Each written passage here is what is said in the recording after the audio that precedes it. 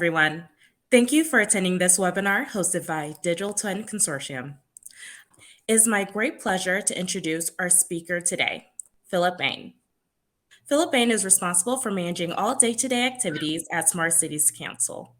He also focuses on developing the Council's strategic vision, especially its work on using data to improve community well-being and using data to reduce suffering through the Council's Compassionate Cities program.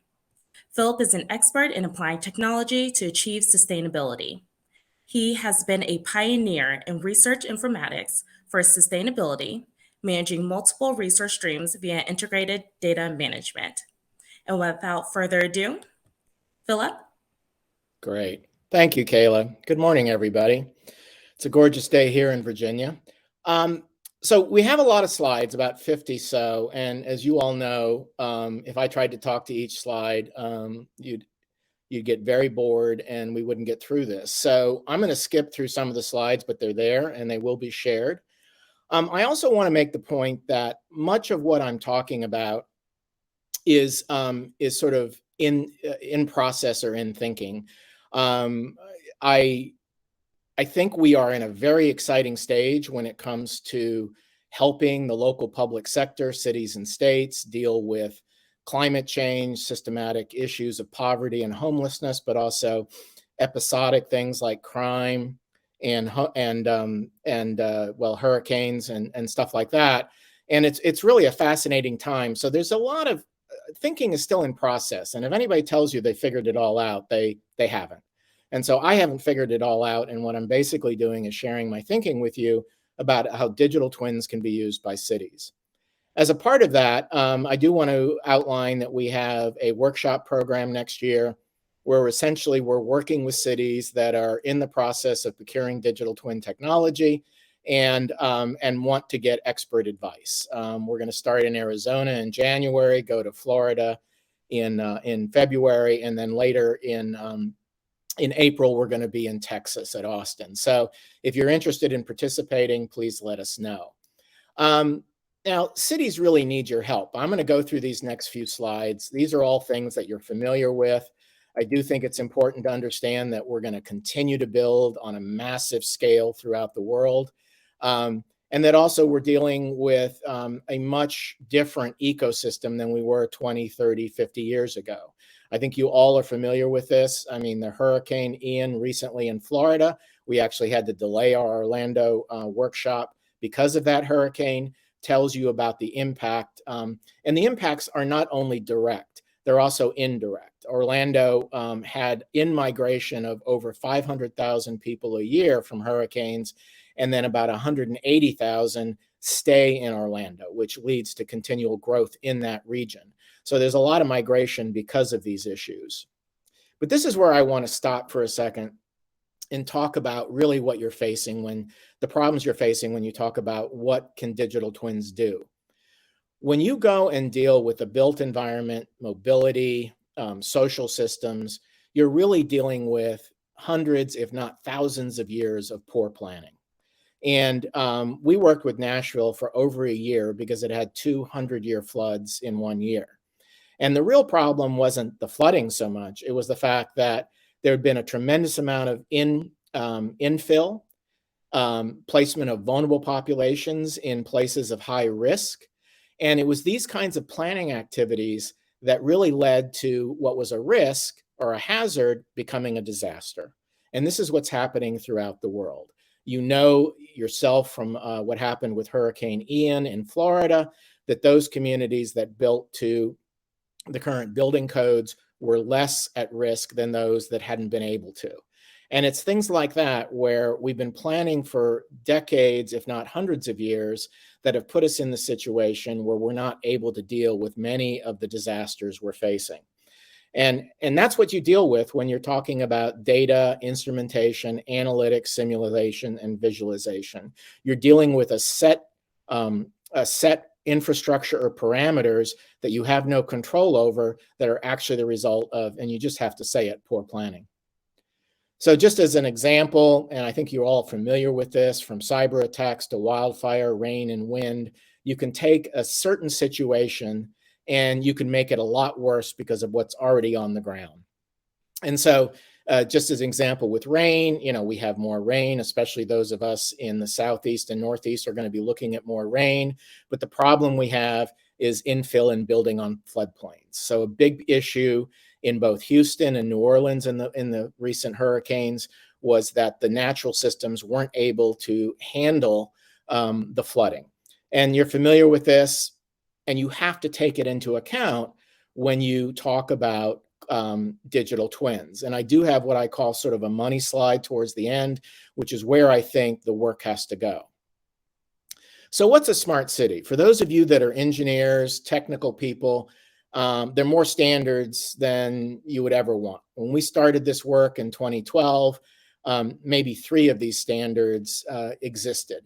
But today, as you can see, we have easily 30 on the page and easily 30 more not on the page that deal with everything from process to technical to strategic standards. So we're not missing standards. We're also not missing programs. UN Sustainable Development Goals give us policy objectives that tell us what we should be doing with climate change, cities, organizations, social structure. So again, we're not missing standards, we're not missing policies and programs. Those aren't the issues, which they were about 10 years ago. What we are missing is a sense of urgency. Our definition in 2012 was that we're using digital technology to improve what we call the triple bottom line standard of livability, workability, and sustainability. We've totally changed our definition today to extend it beyond technology to also include data and innovation. But we've really made a significant change in that we've gotten rid of the word improve and substituted it with accelerate. The problem you're having today is that we're not moving fast enough to solve the problems. And so in the United States alone, it's from concept to implementation as much as 4 years before you get a project off the ground. And the big problem we have in the United States and the Western world is death by pilot. McKinsey talks about, they did a study on pilots, and most cities love pilots because they're either not paying for them or they use somebody else's budget. They get a big PR release, but they don't solve the problem. And then they have to go through a whole second phase procurement. And I've worked with a number of cities of trying to get out of this pilot mentality into what can we do to accelerate the benefits. Also, another issue when you're dealing with cities, and cities themselves do it, is understanding that smart innovation, technology, and data is not the same thing as sustainable and resilient. There's a tremendous confluence of terms. People really don't understand that resiliency is significantly different than sustainability. And I'll mention now what I've really been spending a lot of time thinking about is a concept called anti-fragility from Nissam Taleb's most recent book, which goes way beyond resiliency and again is a whole different concept around outcomes. So to ground ourselves somewhat in the technology and then explain how cities see it, we're all familiar with where we started. I spent about 5 years in the smart grid. I spent about another 5 years working on semantic data projects. And then I came into the council and started working on IoT, data sharing, and now digital twins, all about digital transformation. As you all know, we started with simply sensors, that is passive reading of ambient data that was collected. Sensors collect. The big change in the last 10 years has been the price of these sensors have come down, and we've added switches and actuators. So now what we're doing, and we did a program with Nashville on this, which I mentioned, where DHS gave a whole session on the difference in the cost of sensors. So of course, if we bring down the cost of sensors, that means we can create much greater sensor arrays and collect more data. And this is a significant change in the last 10 years. And it's significant for digital twins because you have real-time biodirectionality. And that's really important in the end for what digital twins are trying to do in terms of creating not only a measurement and data collection, but also the ability to act. We're all familiar with the initial first descriptions of smart cities. You've probably seen as many graphics around smart streetlights as I have, streetlights telling us what's going on the road. The big difference now, 10 years in, is that everything is giving us data. Now, there are those that will tell you that we're going to have AVs within 5 years. I'm one of those people who believe it's going to take closer to 20 years. But the fact of the matter is we still have tremendous amounts of data now that is being produced by our infrastructure. Many of you in the digital twin space, and I'll talk about this later, come from the built environment.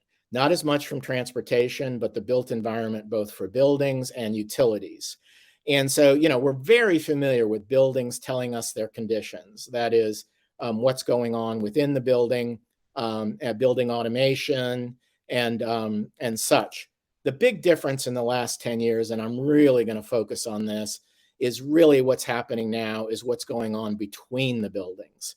And I'll give you an example. We spent a lot of time working with Orange County, Florida. They have 1,300 buildings, and I'll give you a little vignette shortly. They also have 75 million visitors a year. So for them, what was important was not necessarily what was happening in each building. They have the third largest conference center in the world, but what was happening between the buildings. Where were people moving? How were they moving? How were they using space? What was their reaction to that space? That's what Orange County is interested in, not just what's happening within the building, but what's happening between all the buildings and what happens from the airport all the way to Disney or any other place that they may travel. So in 2012, we spent a lot of time talking about command and control. And there's some societies still in the world that's their primary focus for using IoT, AI, simulation, and visualization. It's about command and control.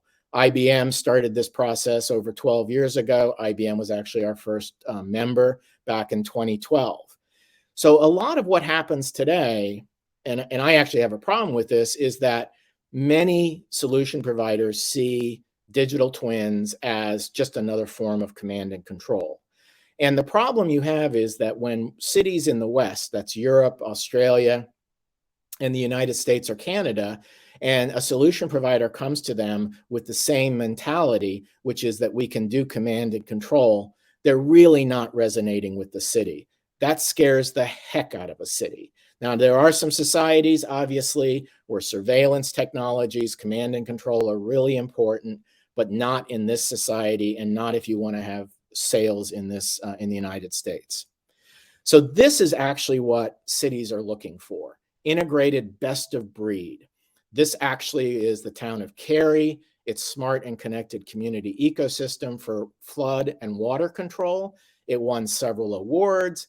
And if you'll notice the difference between the IBM command and control and this, that in this, there's 7 different solution providers, all the way from Microsoft to Dell Boomi to SAS, who we know really well, to Salesforce. And all of them, the big key was integrating the different applications with multiple data sets to provide an integrated best of breed solution. Now, an area where they still really didn't take the next step, which I think they would do now, is with visualization. Okay, so we still have dashboards that are pretty much reporting of data dashboards, just done in a different type of format. And the next step with anything like this would be simulation and visualization. But just to compare those two, this is the one where this is what US cities, European cities, Australian cities are looking for, and that is combining best of breed. So data centralization and federation leads to greater analysis and decision-making, and is important for digital twins functionality. Now, I think there can be a whole debate between centralization and federation. They're totally two different things. Centralization is a data lake. Federation would be more in line with the previous architecture I showed you. And when you're dealing with cities, and we'll talk about this somewhat a little bit later, you really have to look at data sharing or federation as the primary road in which you drive in on to get them to share data and to create analytics, visualization, simulation. But really the big change is treating data as a citywide asset. And I think that's one of the advantages of digital twin solution providers. They actually see the whole ecosystem as providing data, except for one glaring omission, which I'll talk about in a second. But this is the most precious resource the city has. People come to me almost every week talking about how they monetize city data, and I think they're actually missing the mark. I think this is more about how you can use the data for traditional digital twin benefits such as optimization, prioritization. That's still where we are in terms of fully understanding the features of digital twins. So we still see cities as having sensor networks. I mean, that's primarily what most of the companies that I deal with, solution providers, they look at existing sensors. How can they add new sensors, be they smartphones or otherwise? This is the view of a city in 2012, and frankly, it's still the view in 2022. This is what I call the money slide. This is what's missing in digital twins, and that is, how do you take into account what's happening in between the buildings? Sentiment analysis, emotional analysis. We've done a tremendous amount of work at the council on the concept of well-being.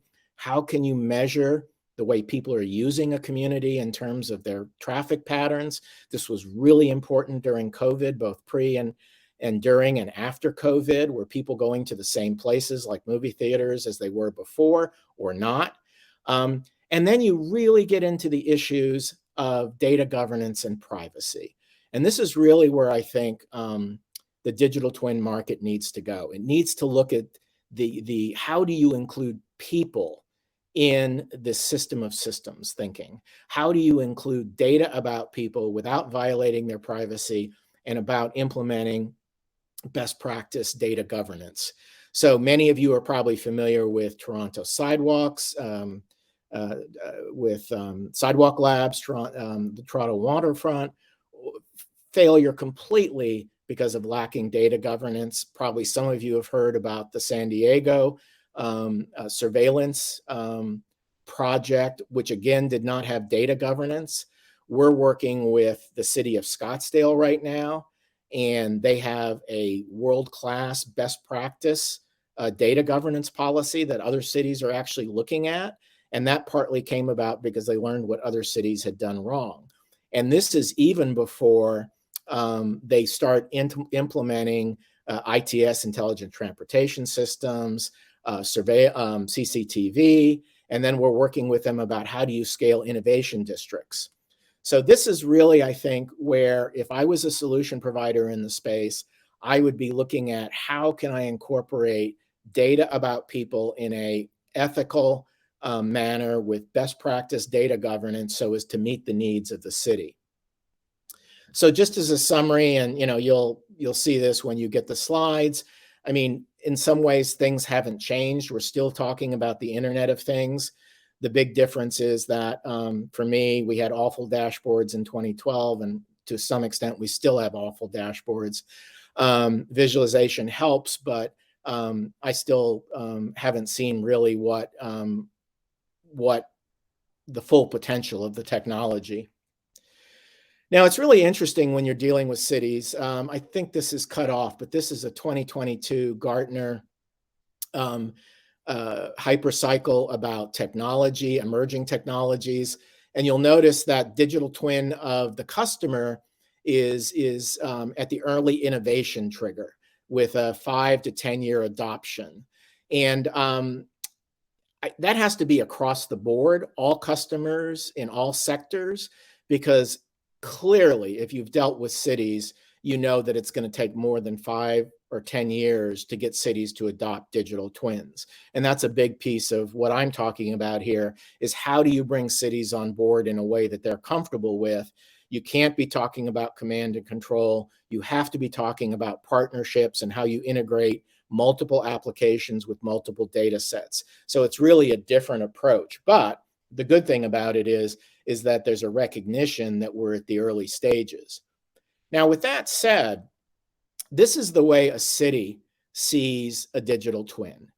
In the last 3 years that I've been working in the digital twin space, I have had probably 10 companies tell me that they've had digital twins for 20 years. I'm not going to name the companies, but most of them come from the asset management, and most of them are coming from the utility space. And what happens is they take this sort of infrastructure-centric approach on assets, and they try to extend it into all the other use cases. Now, this is not uncommon if a solution provider is in the BIM space, building automation, building information, they're going to say that they're a digital twin company. If they're in the GIS space, they're going to say they're a digital twin company. But if I'm a city, what happens is I have all of these different solution providers coming at me.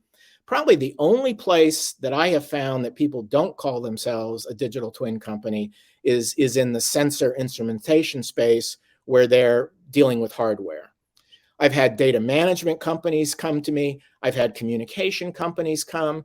And then I've had a number of startups that are working in the extended reality visualization space. I think metaverse is a total misnomer for this, but people use it. It's not what digital twins is about. But again, cities don't know that. So the reason I'm showing you this slide is just to understand the city perception. Is they have everybody telling them that they can provide them with a digital twin, and sometimes it's people who have been doing IoT and asset analysis and optimization for 20 years, and then sometimes it's a startup who says that they're in the visualization or extended reality space. And what happens is cities need help, and that's where we come in at the council. And that's where every solution provider I deal with could improve its messaging, its product development, and its go-to-market strategy. So I do want to say there are some successes. The Orlando Economic Partnership and Unity, which is a digital solution, a twin solution provider, they just launched an economic digital twin. We were going to showcase it in our workshop, but then we got, as I said, rescheduled.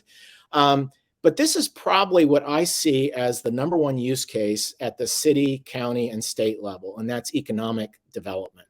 So if you're working in the digital twin space, you should really take a look at how you could help cities and counties with economic development.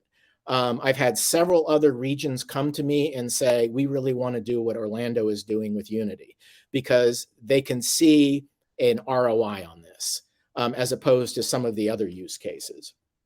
But the other thing I want to point out, and tremendous kudos should go to Raimundo Rudolfo, who's the Chief Innovation Officer for Coral Gables. He actually has created internally their own digital twin. Now he's using Esri's ArcGIS as the foundation, and yet he's been able to cobble, and cobble may not do it justice, to be perfectly honest. It's pretty impressive. And if you have an opportunity, you should go onto their website, look at their digital twin, and even reach out to Raimundo and talk to him about a demo, because he was going to do that at our Orlando workshop, and we'll do it, in fact, in February. But what it shows is that cities are capable of bringing together multiple applications to create the first instances of digital twins. And this is really encouraging. So on one hand, you can say, based on the Gartner model, that it may be 10 years or more before cities adopt. On the other hand, you can say cities already have the constituent applications. That's BIM, ITS, Intelligence Transportation Systems, GIS, from which they can start integrating to create a digital twin. And that's really encouraging. But I think you have to look at what your use cases are. Are they asset management? Or are they maybe economic development, or dealing with, as Orange County wants you to deal with, the 75 million visitors that go through that county every year? So I want to give you a slightly different perspective, and this really is sort of the substance behind my money slide, which is that if you want to be successful with cities, you cannot lead with technology. You have to lead with an understanding of the city's needs. You also have to have partnerships.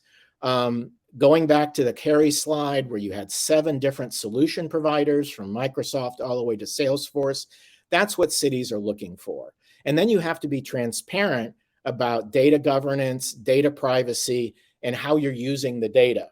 Many of you have seen the Nova special on predictive crime, and the fact that cities do not want black box algorithms. So the problems that cities face are lack of capacity, stakeholder engagement, slow procurement, and financing. And when you see the slides, you can focus on this. And then many of you have the reality of city siloed operations. I know we're running short on time, but you'll see the slide about Virginia did a survey. Only 20% of the cities shared any kind of data. I could tell you a story where I was in the room with Orange County. I had 60 people, 1,300 buildings. They wanted to procure automated building solutions, but they had 4 different agencies, and people from each different agency had never met people in the other agencies. And so when you're dealing with cities, it's not about technology, it's about dealing with the people. So I have some answers here. I think many solution providers could have more accessible and frictionless applications. I think if you look at what Google or AWS or Microsoft Azure, even Cisco does with their education systems and how they bring people onto their systems, I think more digital twin solution providers could be doing that. I think you could also partner with hyperscalers and cooperatives to get in front of cities. And last but not least, consider how you're going to finance. Some of our partners have huge financing arms for these solutions, and that's how they get the business. We're working with Orlando to identify use cases, and anybody who comes to our Orlando workshop will have an opportunity to look at these use cases and help Orlando because they're going to be procuring a digital twin next year. Again, this is my money slide where I'm going to end and say you've really, in your data gathering, putting together your digital twin, you need to look at some of these yet to be materialized sources of data. So with that, do we have any questions, Kayla? Yes, we do. So, the first question, you say that data sharing is one of the biggest obstacles to adoption of digital twins. What other technical obstacles do cities have with implementing digital twins? Great, good question. So the first thing you have to understand with cities is their lack of capacity. They do not understand all the aspects of what it takes to have a smart, resilient city. Many of them forget that the foundations of a smart city are energy, communications, and data. And what I've learned in some of my work with cities is the communications infrastructure is lacking. So just because they have broadband does not necessarily mean they have the ability to reach into a building and relay in real time without latency the necessary data to do the analysis. So one of the things you really should have as part of your partnership team is a strong communications provider. Any other questions? Yes. Sorry. Can you share the use cases that Orlando is collecting with us? Yes. For those of you that participate in the Orlando workshop, we have an online planning tool called Activator, where we actually put in all the use cases and then analyze them with the city, trying to map them to solutions. So just come to the Orlando workshop. And that's true of any of our workshops. We'll have use cases. And what we're trying to do is collect enough use cases so at the end of our roadshow, we can share them with cities and show them where they should start in prioritizing their digital twin applications. We do have a question about the workshops. Sure. How may one find further information about the digital twin workshops scheduled next year? So they're on our website in the calendar under Engage. And if you go there, you'll see not only the 3 planned digital twin workshops, we have 2 more. We also have another 10 workshops on what we call connected communities. Remember, I talked about communications being sort of something that people don't talk about that's necessary for digital twin implementation.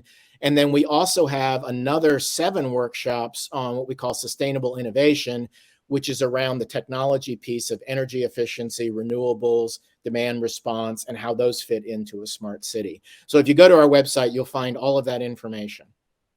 Wonderful. We'll add that website as part of the attachments after the webinar. As a reminder, the slide presentation used for this webinar is also in the attachments tab. And for the questions that we are not able to answer as we are running over, we'll send a response via email to attendees. Philip, do you have any final comments for today? Just I'm leaving everybody with the money slide, which again is I think is really where digital twins is going to have a lot of success. If it looks at there's a number of startups in the sentiment, emotion, well-being space, and then if you look at data governance and privacy, and if you bring those two things together into an IoT based, hardware sensor based infrastructure, I think you're really going to have a successful implementation that's going to be very appealing to cities. Wonderful. Philip, thank you for your participation, the engaging presentation. And to all of our audience members, thank you once again for attending. If you are interested in membership and benefits of Digital Twin Consortium, you can learn more at digitaltwinconsortium.org. Have a wonderful day.